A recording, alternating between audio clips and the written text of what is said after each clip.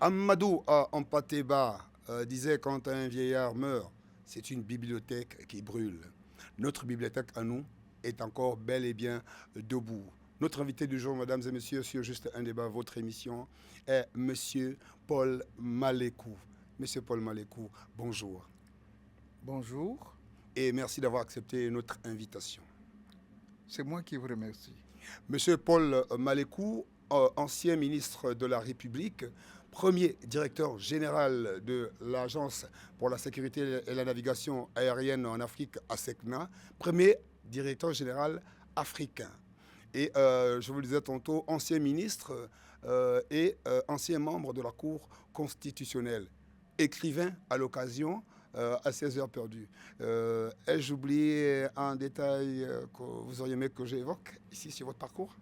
Écoutez, je vous prends pour un journaliste. Et c'est même une redondance quand on dit journaliste d'investigation. Mais Exactement. le journaliste, C'est pas principe, son travail, par, sens, oui, par définition, c'est rechercher l'information. Exactement, monsieur. Je m'en voudrais de vous corriger dans votre travail de recherche de l'information. C'est exact. Globalement parlant, c'est exact. D'accord. Merci beaucoup, M. Malécou. Nous sommes ici dans le cadre du dialogue inclusif. Je vais ajouter que vous détenez un record. Le record, c'est de la plus jeune personnalité à être nommée ministre au Gabon, de l'indépendance jusqu'à nos jours. Vous aviez 25 ans et 6 mois lorsque le président Léon vous appelle à ses côtés au gouvernement. Vous vous remémorez cette époque, cette période-là, de temps en temps? Naturellement, la date du 24 avril 1964, après le coup d'État, marque pour moi l'entrée dans la vie politique de notre pays. Et ma foi, je remercie Dieu et mes ancêtres de me permettre de survivre jusqu'à présent et de pouvoir connaître toutes les nouvelles générations qui nous ont succédé dans la direction des affaires de ce pays. La construction du Gabon. Et la construction du Gabon. Vous confirmez que c'était à l'âge de 25 ans et 6 mois que vous êtes entré au gouvernement? J'aurais bien voulu que vous vous référiez au journal Le Monde. Le journal français. Français oui, Le Monde, oui. du 25 avril 1964. Vous verriez qu'à l'époque, votre serviteur avait battu le record du monde de jeunesse dans un gouvernement. Dans un gouvernement. D'un pays, d'un État dans souverain. un pays naturellement neuf, mais effectivement nous venions à peine d'être promus à l'indépendance. Paul Malécou, on n'en finit pas d'évoquer les moments marquants de votre vie. Un autre élément très très important également est à relever ici, je tiens à le partager avec nos téléspectateurs. Vous êtes le fondateur du musée national du Gabon, donc de Libreville. Vous pouvez nous en toucher mot, comment cela a pu se produire à l'époque et en quelle année c'était? Eh bien écoutez, j'étais ministre de l'Éducation nationale, de la jeunesse et des sports. Il faut retenir que à cette période, c'est votre serviteur qui a conçu le cadre de l'instruction publique qui guide actuellement tout notre système de l'éducation nationale, oui. Par la loi cadre sur l'enseignement du 6 août 1968. Cette loi existe jusqu'à présent et n'a jamais été rapportée. Ça, c'est au niveau de l'éducation nationale. Bon. Le musée national. À ce titre, en tant que ministre de l'Éducation nationale, sous-entendu, et de la culture. Parce qu'à l'époque, on désignait les ministères dans un cadre pas exhaustif, mais dans un cadre très restreint. Quand on disait ministère de l'Éducation nationale, ça voulait dire tout, oui. Même l'enseignement supérieur. La formation professionnelle. La formation professionnelle. L'instruction civique. Tout cela, l'éducation populaire. Voilà. Oui. Tout cela était inclus dans le ministère de l'Éducation nationale, de la jeunesse et des sports, auquel d'ailleurs on a ajouté le service civique, inspiré du voyage de Léon Mba, de retour d'Israël, où il existait un service militaire obligatoire que le président Léon Mba a voulu transférer sous le nom de service civique dans notre pays. Donc, au titre de ministre de la Culture, avec l'assistance de l'ORSTOM, l'Office de la recherche scientifique d'outre-mer, à la tête duquel se trouvait M. Pépère, Salé et Silence, nous avons eu l'idée de réunir en un endroit précis tout le fruit des collectes de monuments, de statuettes, d'instruments, d'objets d'art qu'on avait, bouquins, de recueils qu'on avait récoltés dans toutes nos pérégrinations à travers le Gabon. Et ce musée se trouvait au centre culturel de Libreville, dont Auger Léon, licencié en droit, premier cadre gabonais rentré au Gabon, a été le premier directeur. Et on a appelé ce musée Musée des arts et traditions du Gabon. Je cite bien les noms de Pépère, Salé, Silence et autres. Et autres. Ensuite, comme vous le savez, la compagnie Elf Aquitaine a offert un bâtiment dans leur siège à Libreville. Actuellement au bord de mer. Dans ce bâtiment au bord de mer, c'est la Poste. C'est devenu le musée national du Gabon. J'aurais été à l'époque aux affaires que ce musée n'aurait pas été installé de manière unanime dans les murs d'une société privée, quand bien même c'est une société d'État français. Le musée national des arts et traditions, le musée national du Gabon, méritait un immeuble à part entière dédié uniquement à l'exposition, à la conservation de nos œuvres. Matérielles et immatérielles. Matérielles et immatérielles, de nos œuvres nationales. Oui. Bon, cela est fait. Je pense que On fait avec. Ce n'est pas... On fait d'abord avec, oui. Mais ce n'est pas... digne et normal. Non, ce n'est pas le point final de notre aventure culturelle et cultuelle. Je pense que c'est déjà un premier pas et il faut s'en féliciter. La culture est tout ce qui nous reste lorsqu'on a tout perdu, disait un ancien. Affirmatif. Monsieur Paul Malécou, nous sommes ici également, surtout dans le cadre du dialogue national inclusif, qui fait suite au coup de libération, au changement de régime intervenu le 30 août dernier. Quelle est la vision de monsieur Paul Malécou? Aussi, je pourrais résumer, comment en est-on arrivé à cette immense chance et possibilité de dialoguer, de revisiter le pays dans son ensemble, parce que ce dialogue, contrairement au précédent, ne s'est pas seulement limité à la politique, mais a touché tous les autres pans de la société. Comment en est-on arrivé là, et surtout, qu'est-ce que les Gabonais qui ont contribué par ce qu'ils ont envoyé comme impression et avis, comment sortir de là avec l'impression d'avoir fait avancer le pays? Je peux affirmer que vous avez devant vous, parmi d'autres, un des apôtres qui ont prêché pour que l'élection du mois d'août n'ait pas lieu, pour qu'on y soit d'abord et que les Gabonais Se parle. se parlent d'abord entre quatre yeux.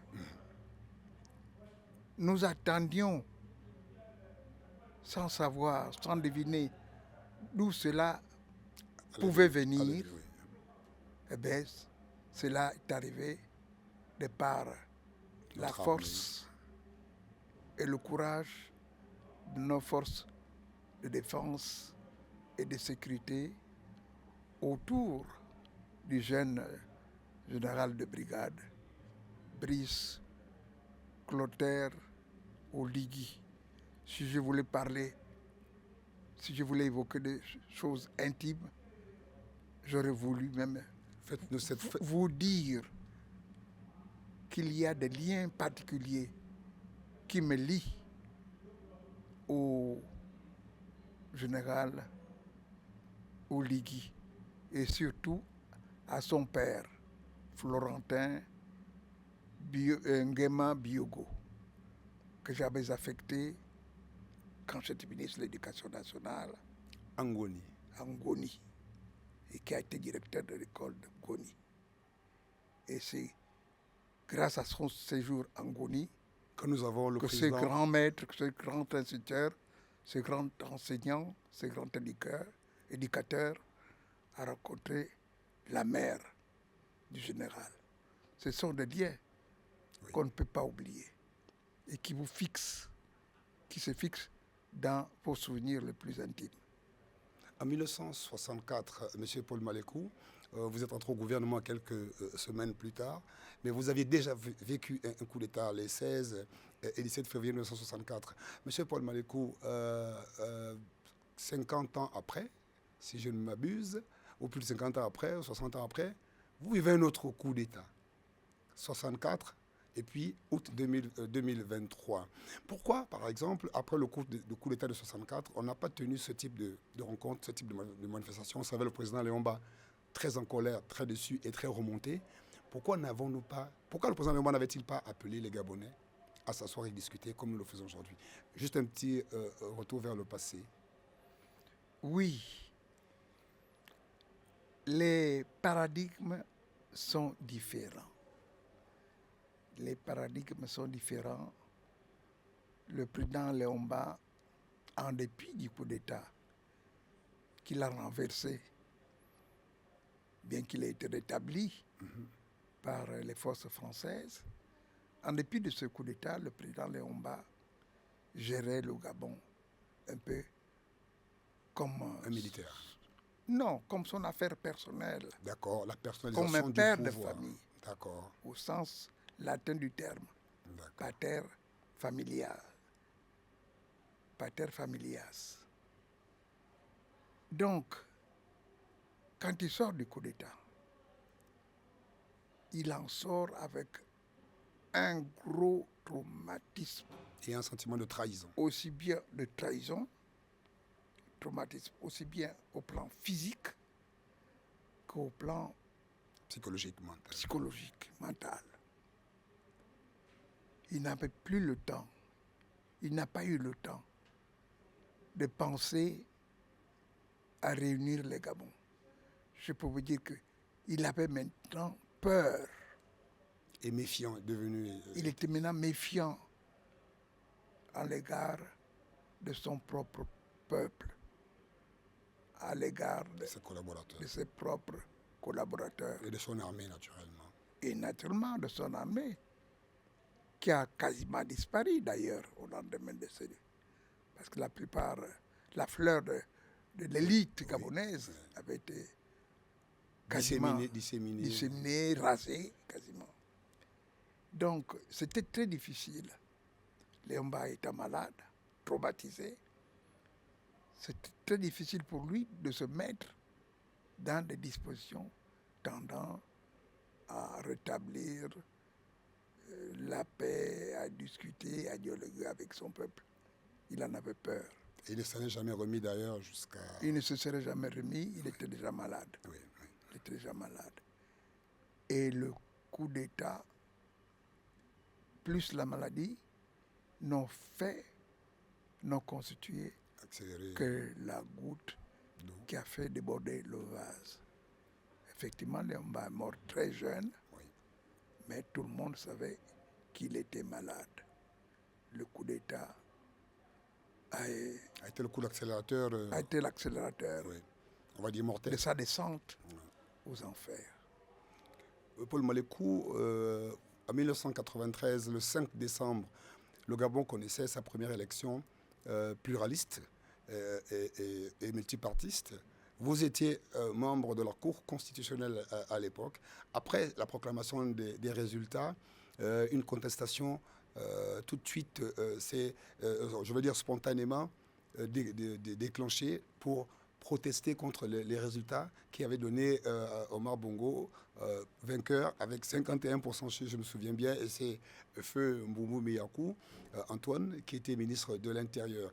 Vous, en tant que membre de la Cour constitutionnelle, vous avez connu cette période.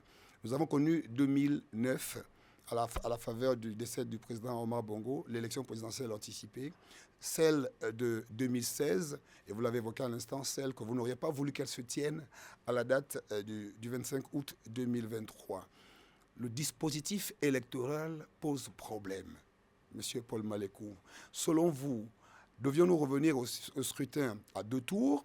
Maintenons-nous le régime d'élection présidentielle au suffrage universel direct, ou bien nous allons passer par des espèces de grands électeurs comme aux États-Unis, donc les sénateurs ou le Parlement qui élit le président? Monsieur Paul Malécou, que doit-on faire de notre fichier électoral qui est manifestement une source de problème? Oui, je voulais d'abord évoquer les élections, les premières élections, 1993. La première élection présidentielle de 1993. Oui.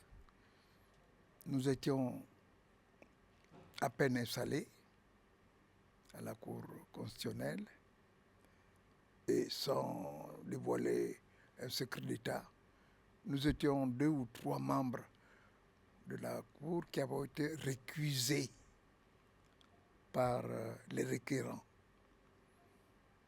Je ne vais pas vous citer les noms. Donc on vous a dénié la qualité de juge. On a dit qu'on ne devrait pas juger à cause de tel. Victor Raphaël, Paul Malécou, oui, je ne sais pas tout à fait ça, mais on était 2 ou 3. Parce qu'ancien membre du gouvernement.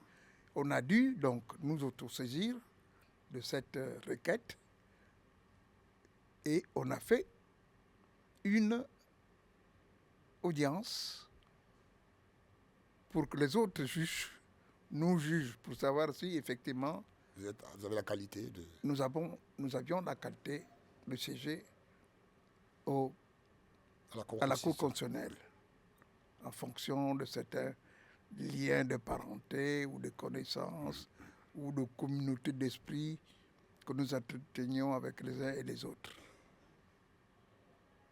On a rejeté la requête à récusation de certains d'entre nous et on a pu finalement délibérer calmement devant de grands avocats venus de Paris, sollicités par Paul Mbabesolo, Pierre-Louis Agoncho, pas des candidats malheureux, mais des très grands avocats. Oui. Et avant de nous réunir en séance de délibération, oui. Nous avons reçu ces avocats. Et Dieu merci, nous avons convaincu ces avocats qu'en la matière, il était très difficile de ne pas proclamer le président élu président. Et on l'a proclamé à l'époque, mais dans le droit, dans le respect du droit, de la lettre et de l'esprit du droit. La loi. Ce n'était que le premier essai, si vous voulez, que nous faisions de la démocratie multipartite. Oui. Bon, par la suite, c'est une vérité de la palisse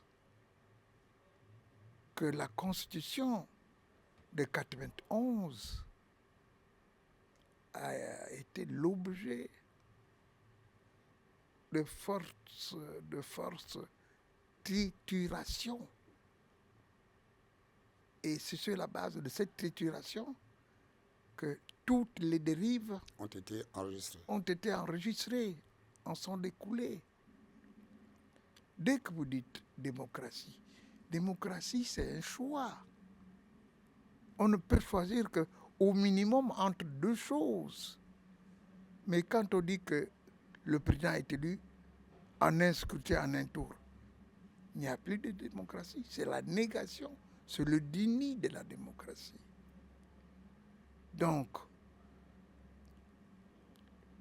les organisateurs du dialogue national inclusif m'ont affecté à ce que moi j'appelle la commission sommitale, sous-commission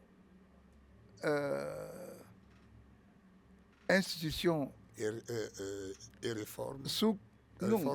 Sous-constitution État et institution. D'accord.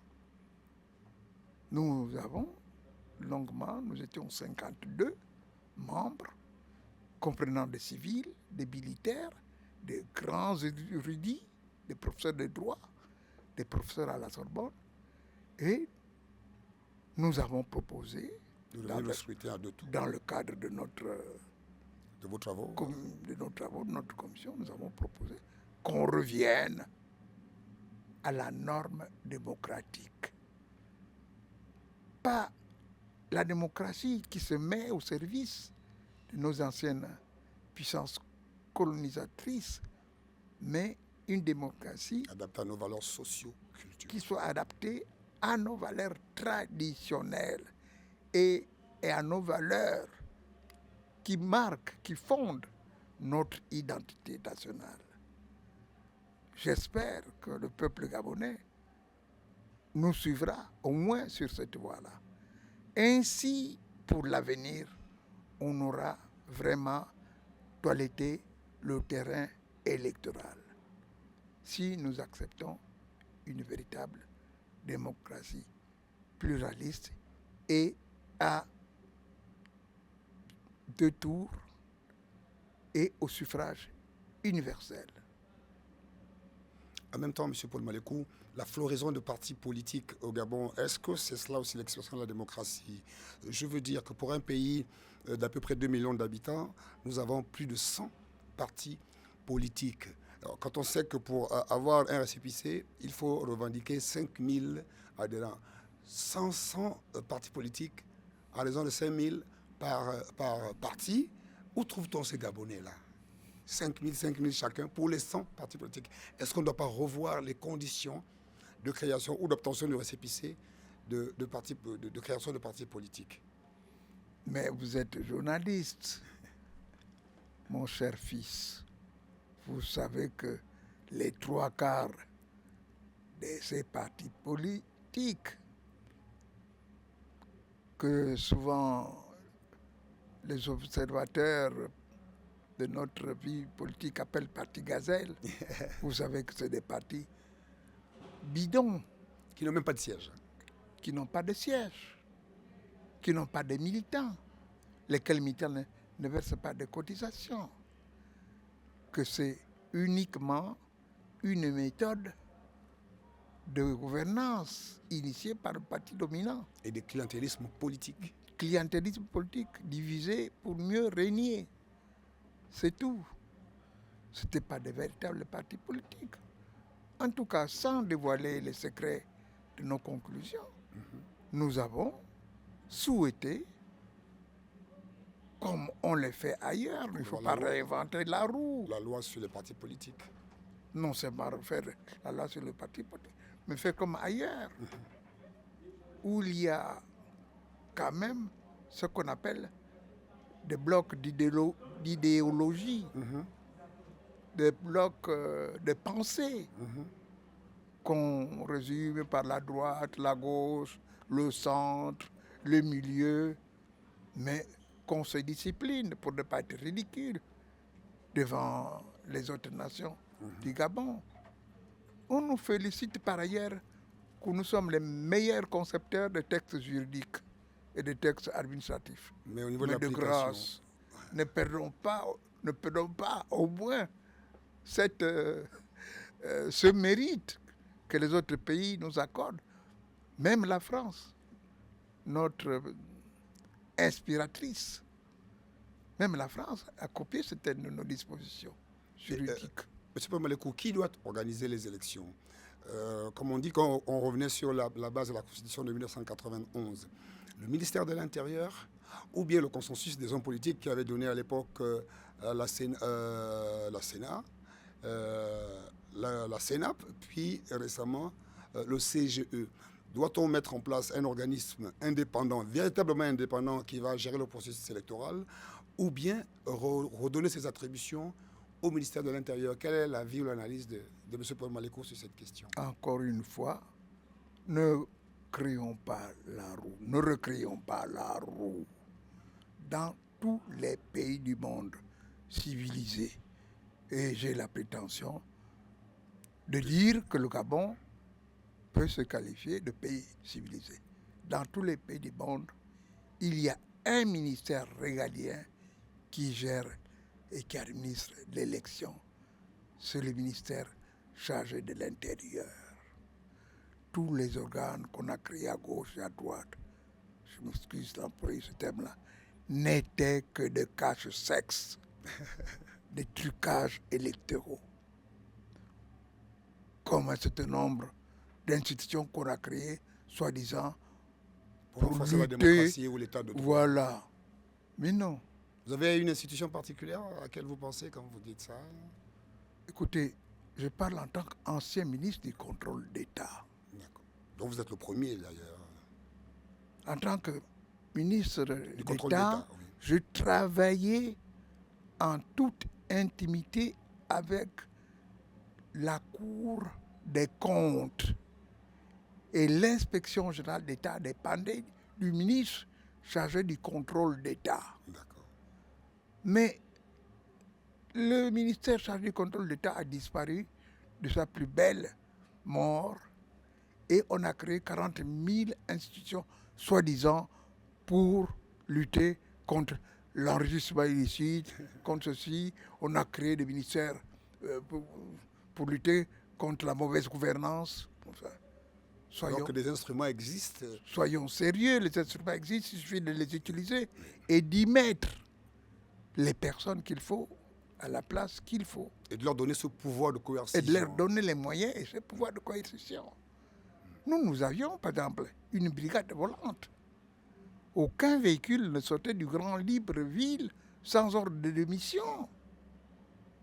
Or, actuellement, comme vous le savez, véhicule administratif. Véhicule administratif, naturellement. D'abord, il fallait.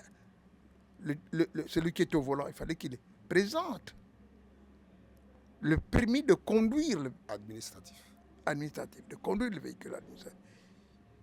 Qu'il ait un ordre de mission signé par l'autorité. Ou une autorisation spéciale. Voilà. Ou une autorisation spéciale. Ou un laissez-passer spécial quand c'était permanent. Comme le matériel des travaux publics, les véhicules des travaux publics, qu'on ne pouvait pas contrôler à chaque déplacement, mais qui étaient sur le chantier. Ceux-là avaient des ordres de mission, pas des ordres de mission, des laissez-passer permanents. Quand un ingénieur de travaux publics se déplace de Libreville pour aller contrôler son chantier à Anjolé, il ne fallait pas qu'il ait à chaque sortie un ordre de mission spécifique. Il lui fallait un laissez-passer avec les timbres nécessaires, tous les sacrements nécessaires. Les visas nécessaires. Tous les visas nécessaires. Et même si c'était le directeur général des travaux publics qui allait à Anjolé, il fallait que son chef de subdivision d'Anjolé atteste qu'il est bien arrivé à Anjolé avec le cachet adéquat, le cachet nécessaire. Monsieur Pamalekou, on a tellement envie de passer la journée avec vous parce que c'est un honneur et c'est un grand plaisir de vous recevoir. Une dernière préoccupation, êtes-vous pour la durée et la prolongation de la période de transition, ou bien vous souhaitez que dans les délais les plus raisonnables, nous allions aux élections pour que un président de la République soit élu et mette en exécution le programme pour lequel les Gabonais, justement, l'auront élu. Là, vous parlez à Paul Malécou maintenant. Vous ne parlez pas à un membre de la sous-commission. Oui, bien sûr. Nous parlons de vos dignitaires que oui. vous êtes, M. Paul Malécou. Mon sentiment personnel, dès que le CTRI s'est mis en place, je leur ai dit ouf. Pour moi, j'ai vécu ma deuxième résurrection. Je vis une deuxième vie actuellement, personnellement. Je dis au minimum qu'on laisse ces jeunes gens-là, au moins 5 ans. On va voir comment ils vont se débrouiller. Je parle un langage expressément vulgaire, clair. Oui. Et c'était mon sentiment. Bon. Ailleurs, on dit, ah, il y a les engagements internationaux, ceci, il y a les engagements internationaux, cela. Oui, mais quand nous sommes dans les malheurs, on ne les voit pas. Où sont-ils, où sont-elles? Où est l'ONU, où est l'Union africaine, où est l'Union africaine, où est la CIAC, où est la CEMAC et tout. Voilà le problème. Regardez la guerre au Soudan. Oui. À l'est de la RDC. C'est où l'OUA, l'Union africaine. C'est où les Nations unies? Par contre, voyez-vous, il y a des massacres en la guerre de Ukraine-Russie. Oui, c'est ukrainienne, oui. Ça a duré 2 jours. Tout de suite, les États-Unis ont débloqué 63 milliards pour aider l'Ukraine. Comme l'Iran qui menace Israël aujourd'hui. Voilà. Ils sont vent debout pour... Voilà. Voilà ce qui se passe au Proche-Orient.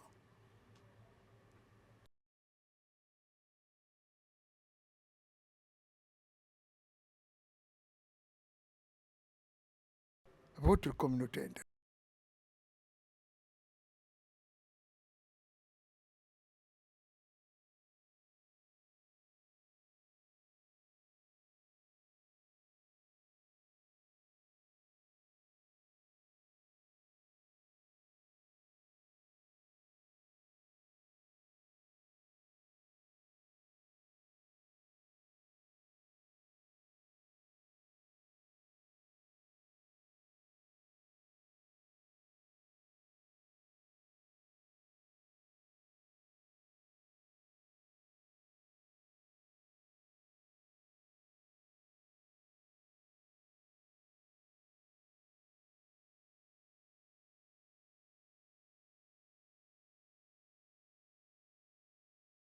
Thank you.